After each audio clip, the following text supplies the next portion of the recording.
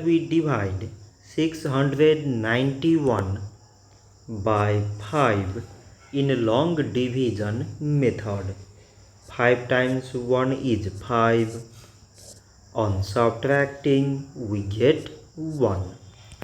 So now we put down this 9 and it is 19. 5 times 3 is 15. On subtracting we get 4. So again we put down this 1 and it is 41. 5 times 8 is 40. On subtracting we get 1. So now we have no any other number to put it down. So we take here decimal so that we put 0. So it is 10 and 5 times 2 is 10.